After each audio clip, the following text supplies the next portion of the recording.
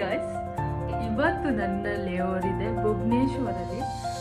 ಭುವನೇಶ್ವರಿಂದ ಪೂರಿ ಜಗನ್ನಾಥ್ ಇರೋದು 1.5 like 50 kilometres. ನನ್ನ ಹೋಟೆಲಿಂದ ಟೆಂಪಲ್ ಇರೋದು around 50 kilometres. It takes like 1 hour 30 minutes ಅನ್ಸುತ್ತೆ. ನನಗೆ ಅಲ್ಲಿಗೆ ಹೋಗಬೇಕು.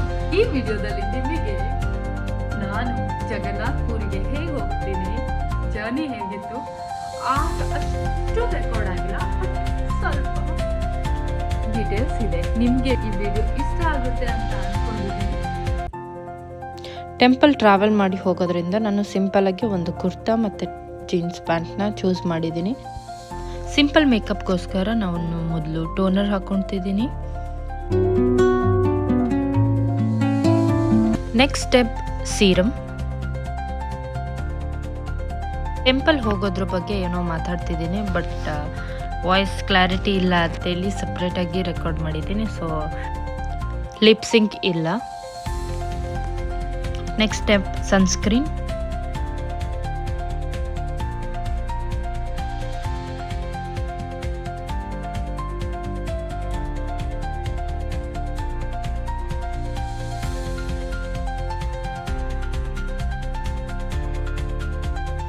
ಮಸ್ಕರ ಅಪ್ಲೈ ಮಾಡಿದ್ದೀನಿ.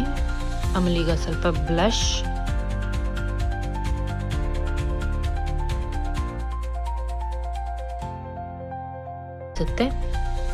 Next step is lipstick. ಲಿಪ್ಸ್ಟಿಕ್ನ ಲೈಟಾಗಿ ಅಪ್ಲೈ ಮಾಡಿದ್ದೀನಿ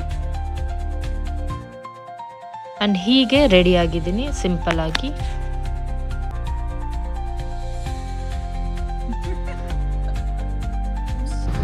ನಾವು ಹೋಗ್ಬೇಕಾದ್ರೆ ತುಂಬ ಮಳೆ ಬರ್ತಿತ್ತು.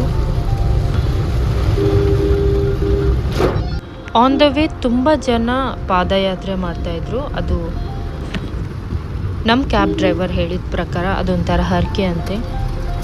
ಇಲ್ಲಿಗೆ ಪಾದಯಾತ್ರೆ ಮಾಡ್ಕೊಂಡು ಹೋಗಿ ಟೆಂಪಲ್ನ ವಿಸಿಟ್ ಮಾಡ್ತಾರಂತೆ. ಫೈನಲಿ ನಾವು ರೀಚ್ ಆದ್ವಿ. ನೈಟ್ ಆಗಿತ್ತು.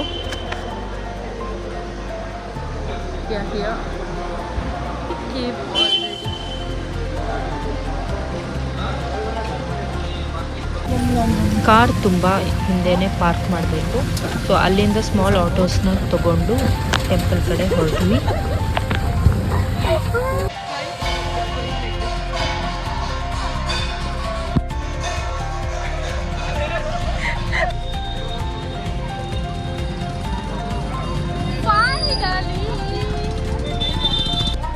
ಟೆಂಪಲ್ ಒಳಗೆ ಮೊಬೈಲ್ ಎಲ್ಲ ಅಲೋ ಇಲ್ಲ. ಸೊ ಒಂದು ಶಾಪಲ್ಲಿ ನಾವು ಮೊಬೈಲ್ ಎಲ್ಲ ಇಟ್ಟು ಟೆಂಪಲ್ಗೆ ಹೋದ್ವಿ.